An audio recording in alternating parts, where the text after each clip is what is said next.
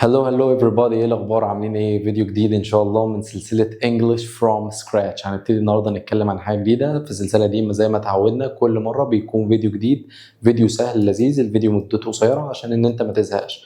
نحاول ان الفيديو يكون قصير بحيث ان الفيديوهات كلها يبقى مدتها قصيره وان انت تتعلم واحده واحده، لان احنا معتمدين ان الكورس ده للمبتدئين، ان انت لسه بتتعلم من البدايه. طيب، اتكلمنا في الحلقه الاولى قبل كده عن السبجكت بروناونز ضمائر الفاعل، اتكلمنا عن الاوبجكت بروناونز ضمائر المفعول، اتكلمنا عن possessive adjectives صفات الملكيه. طيب، هو الحاجات اللي فاتت دي لو انت ما اتفرجتش عليها فانت اساسي ترجع تتفرج عليها لما تكون جاي لي بالترتيب، هيكون الموضوع احسن بكتير. تمام؟ لو انت عايز بس تعرف الجزء بتاع النهارده مفيش مشكله، بس لو انت سمعت الفيديوهات اللي فاتت هتفرق جدا في مستواك. طيب، هو انا لو عايز اقول، او بلاش انا عايز اقول، انا لو دلوقتي لو قلت لك هذه ساعتي، هذه ملكي، تقدر تقول لي ايه الفرق بين الاتنين دول؟ هذه ساعتي، هذه ملكي. لو انت يعني مجتهد وشاطر بجد وقف الفيديو، انزل رد عليا في الكومنتس، او رد عليا في الكومنتس الاول، اكتب اجابتك في الكومنتس وبعدين شوف اجابتك صح ولا لا. وقف الفيديو فكر فيها، ايه الفرق بين بالعربي اهو in Arabic هذه ساعتي، هذه ملكي، ايه الفرق بين الجملتين دول؟ انزل اكتب لي في الكومنتس تحت. طيب، توقفت الفيديو، انا هتكلم بقى عشان ما اطولش وقت الفيديو على الفاضي. هذه ساعتي، لما قلت لك هذه ساعتي انا ذكرت كلمه ساعه، انما هذه ملكي ما ذكرتش، انا شاورت عليها وقلت لك هذه ملكي. ممكن اشاور على ده واقول لك هذا ملكي، هذه ملكي، هذا ملكي، اي حاجه اشاور عليها اقول لك هذا ملكي عادي خالص. ده الفرق بين صفات الملكيه وضمائر الملكيه. يعني ايه يا مستر ضمائر الملكيه اصلا؟ يعني possessive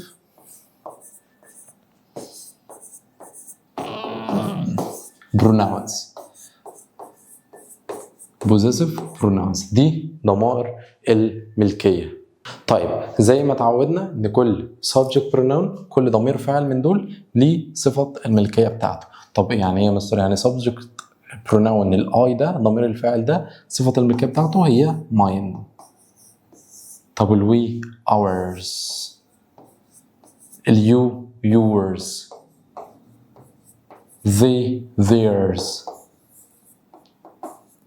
she hers، he his، it not used يعني ملهاش. دي اسمها ضمائر الملكية possessive pronouns. خليني اكتب لك معناها in Arabic اهو، ضمائر الملكية. طيب، ضمائر الملكية جميل جدا. ايه وظيفتهم باختصار؟ بدل ما اقول لك it is my book اختصارا للوقت واختصارا للمجهود واختصارا للحبر واختصارا للطاقة، فممكن اقول لك it's mine. طيب، نستنتجها. بص، انا عايزك تعرف حاجة. my book، بما ان نشتغل رياضة شوية، بما ان my وbook and book شلتهم وحطيت مكانهم mine، فاذا بما ان تاني ان ماي دي اسمها صفة ملكية وبوك ده اسم نون، كنا قايلين ان صفة الملكية لازم يجي ورا نون، الاتنين دول بيساووا ماين، اذا نستنتج ان صفة الملكية دي وراها اي نون اسم بيساوي ضمير الملكية. ماشي؟ ما فهمتهاش مش مشكلة عادي، انا بحاول ابسط لك الدنيا، بس لو ما فهمتهاش مش مشكلة. من الاخر، بدل ما هتقول ماي والاسم هتقول ماين. بدل ما هتقول مثلا our we صفة الملكية بتاعتها our، بدل ما تقول our والاسم قول ours. بدل ما تقول your والاسم قول yours. بدل their والاسم theirs. hers والاسم بدل here والاسم قول hers. بدل his، ما كده كده كان اسمها his، هنفرق بينهم ازاي؟ هقول لك. صفات الملكية كان لازم يجي وراهم noun. ضمائر الملكية دي بقى ما ينفعش، مستحيل يجي وراهم noun، ما ينفعش، impossible، ما ينفعش تحط لي ولا دول noun. ضمائر الملكية دي مش بنجيب وراها noun. ضمائر الملكية ما ينفعش ان انا اجيب بعدها noun. انما صفات الملكيه لازم وراها نون، ده الفرق بينهم بكل بساطه. زي ما قلت لك في اول الفيديو، هذه ساعتي، ذكرت الاسم، هذه ساعتي، ماي واتش، ماي واتش. تمام. طب في الفيديو لما المره الثانيه قلت لك هذه ملكي، اقول لك اتس ماين. طيب تعالى اقول لك كده والله، this is his book، هذا يكون كتابه. it is his، إنه ملكه. طب يا مستر هذا يكون كتابه، إنه يملكه. أنا مستر عايز أسألك سؤال. إيه هو السؤال؟ هو his دي صفة من الاتنين، his الاتنين HIS، أنا هعرف منين هي صفة ملكية ولا ضمير ملكية؟ هقول لك الفيديو اللي فات، ارجع للفيديو اللي فات وأنا لسه قايل لك دلوقتي صفة الملكية لازم يجي وراها اسم. ضمير الملكيه انا لسه قايل لك دلوقتي ما بيجيش وراه اسم. اهو بص اخر الجمله اهو في فول ستوب اهي، فاذا دي ما وراهاش اسم وهي اخر الجمله، فدي اسمها ضمير ملكيه، انما دي صفه ملكيه. طب عرفت منين؟ عشان دي وراها اسم انما دي ما وراهاش اسم، بس بكل بساطه. طب تعال نشوف كده اكزامبلز اكتر ونحل على الموضوع ده، عشان الموضوع ده مهم جدا. لازم ان انت بتحل تبقى عارف الفرق بين صفه الملكيه ضمير الملكيه، الحاجات دي مهمه. طيب مثلا we bought that house last year، احنا اشترينا البيت ده السنة اللي فاتت. it's انه يكون انه يكون ملك مين؟ ملكنا، يبقى ours. طب هو حضرتك عندك وراها اسم؟ لا. طب ينفع مثلا لو قلت لك تساوي it's our home؟ ينفع، بس قلت لك our home. اوكي ماشي. تاني example، this car belongs to Mr. and Mrs. Smith. مستر اند مسز سميث ده دول الصحاب الحاجه. العربيه دي تنتمي الى مستر ومسز سميث. it is هي تكون، هو دول بنعوض عنهم بايه؟ بزي، عشان دول جمع، انها تكون ملكهم. ضمير الملكيه من زي theirs، هي بتاعتهم. طب عادي يا مستر لو قلت لك it's their car، عادي، بس المهم قلت لي their car. I think I saw John drop this pen. أنا أعتقد إن أنا شفت جون بيوقع القلم ده. I think it's، أعتقد إن هو ملكه. تمام. فعندي هنا أنا بتكلم هو ملك مين؟ ملك جون. جون ده بياخد هي، صفة الملكية من هي his. طب عادي يا مستر لو قلت لك it's I think it's his pen؟ عادي مفيش مشكلة. طب يا مستر هي دي صفة ملكية ولا ضمير ملكية؟ دي ضمير ملكية. طب ودي صفة ملكية، عرفت منين يا مستر؟ ما هي دي ما وراهاش اسم انما دي وراها اسم، فإذا دي ضمير ملكية انما دي صفة ملكية. طيب this book it has my name on it. الكتاب ده بتاع مين؟ اسمي عليه. it has my name on it، يعني اسمي مكتوب عليه، يبقى الكتاب ده بتاع مين؟ عايز اقول لك الكتاب ده ملكي، mine. this book is mine. بص ما وراهاش اسم. طب عادي يا مستر لو جيت قلت لك it's my book، عادي يا قلبي المستر it's my book، هي it's mine. طبعا بس هنا الاكسرسايز ده عايزني ان انا استخدم بس possessive pronouns، ضمائر ملكيه. فطبعا اللي انا بعمله ده هو اجتهاد بس، يعني انا بجتهد وبقول لي ينفع تساوي كذا، بس انا طبعا هو عايز مني في السؤال ان انا استخدم ضمائر ملكيه بس. طيب my brother and I made that chair. it's اخويا وانا عملنا الكرسي ده، فده بتاع مين؟ انا واخويا اللي عاملينه، يبقى ده بتاعنا احنا اللي عاملينه. اخويا وانا دول كانوا بياخدوا، كنت قلت لك في الفيديو الاولاني ان اخويا وانا طالما انا موجود في الموضوع هاخد وي. طيب يبقى هو ملكنا it's ours.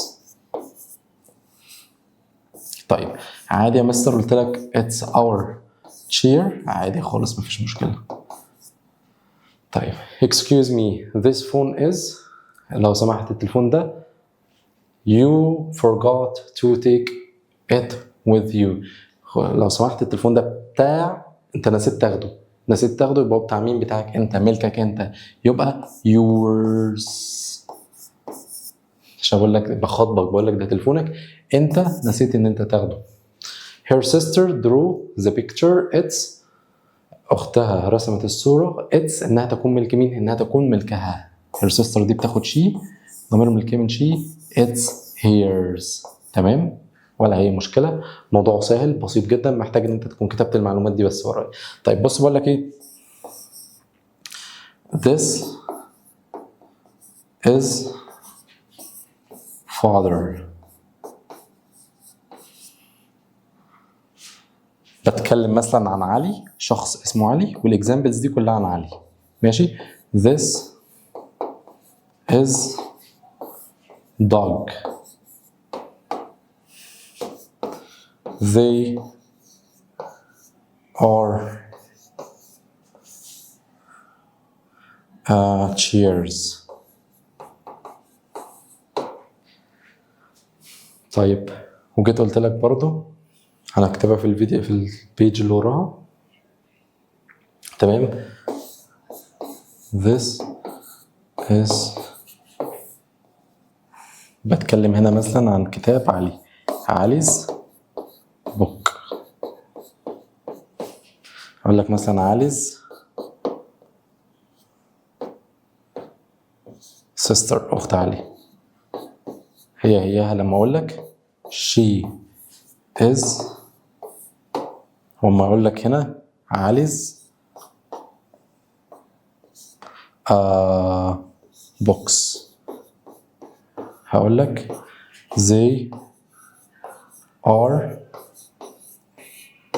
بص بقى، وقف الفيديو وانزل اكتب لي الاجابات دي في الكومنتس تحت، شوف كده انت هتكتبهم صح ولا لا. انا متاكد ان انت مش هتجاوبهم صح، ركز كده، هتجاوب الحاجات دي صح ولا لا. وقف الفيديو، انا هجاوب على طول بس انت وقف الفيديو، لازم توقف الفيديو وتجاوب. بص تعال نغير بس الكالر كده، يلا بينا. بص this is، بص اول حاجه انا بصيت فيها ان في father والد او اب، دوج كلب، تشيرز كراسي، فدي كلها اسمها اسماء. فطالما في اسماء يبقى انا هنا غصب عني هستخدم صفات ملكيه. يعني ايه صفات ملكيه؟ الفيديو اللي فات my his here our your their، تمام. فبقول لك this is، انا قلت لك في الاول ان انا بتكلم مين؟ عن علي. بص في مره father، في مره دوج، في مره تشيرز، ولا يفرقوا لي الحاجات دي، بص ولا هفكر فيهم. طب ليه يا مستر مش هتفكر فيهم؟ بص يا حبيب قلبي، الحاجات دي انا اصلا لما اجي بستخدم صفه الملكيه او ضمائر الملكيه بستخدمها بناء على المالك، على صاحب الحاجه، تمام. يعني صاحب، بشوف مين صاحب الحاجه وبستخدم على ضمائر الملكيه. يعني مثلا انا هنا بتكلم مين عن مين؟ علي، علي ده بياخد هي، فلما اجي اقول لك والله ده باباه هقول لك this is his father. عايز اقول لك ده الكلب بتاعه this is his dog. عايز اقول لك دي الكراسي بتاعته this is his chairs. his هي his دي، احنا هنهزر ولا ايه؟ ايوه هم كده. طب ليه؟ لان انت قلت لي ان انا ليا علاقه بالاونر، المالك، صاحب الحاجه. مين صاحب الحاجه؟ هو علي. فعلي ده يمتلك مفرد، يمتلك مذكر، يمتلك مؤنث، عاقل، غير عاقل، يمتلك اللي يمتلكه. اللي يهمني ان هو المالك علي. طيب علي's book this is، بص انا بقول لك كتاب علي، فعايز اقول لك انه يكون ملكه، ف this is his. علي's sister she is his. علي's books his. طب يا مستر بالنسبه لكلمه بوك سيستر وبوكس دي جمع ايه؟ مش فارقين معاك ولا يفرقوا لي، يولعوا، مش فارقين لي ولا انا شايفهم. وما انت شايف ايه؟ انا شايف حاجه واحده بس، الاونر، صاحب الحاجه. صاحب الحاجه مين؟ علي. علي ده بياخد هي، صفه الملكيه من هي هو his، وضمير الملكيه من هي هو his برضه. طب يا مستر هو هنا انت استخدمت ضمير ملكيه ولا صفه ملكيه؟ عايزك تبقى قاعد مصحصح معايا. انا قايل لك من شويه ان ضمير الملكيه ما بيجيش وراه نون. هل انت هنا في اسم مكتوب؟ لا. يبقى دول صفه ملكيه ولا ضمير ملكيه؟ الثلاثه اللي تحت دول ضمائر ملكيه. طب اللي فوق دول اللي انت لسه مستر حلهم، دول وراهم اسم. هو انا كاتب لك اسماء father dog chairs، اسماء مش اسم واحد اهو. فدول اسمهم صفات ملكيه. طب انا من الاخر اديتك اخر 6 examples دول، عايزك تركز فيهم، ترجع الفيديو لو ما فهمتهمش كويس تسمعهم مره تانية. لان انا بقول لك خد بالك ان انا ماليش دعوه باللي ورا النقط، ماليش دعوه بالشيء المملوك. امال انا ليا دعوه بيه يا مستر؟ انا ليا دعوه دايما بمين هو الاونر، مين هو صاحب الحاجه، ده اللي بيشغلني. هنا مثلا الاونر كان علي، فكلهم فخدت هز. علي ده بيمتلك مذكر، بيمتلك مؤنث، عاقل غير عاقل، ولا هيفرق لي خالص. خلصنا؟ لا لسه ما خلصناش، بقى حاجه واحده. ايه هي الحاجه الواحده دي؟ ان انت تعمل لي سبسكرايب، ماشي؟ عشان تسمع الفيديوهات الجايه، تسمع الفيديوهات اللي فاتت، تراجع القديم، تذاكر الجديد، هكذا. طيب that's it for today, we see you next video إن شاء الله. باي باي.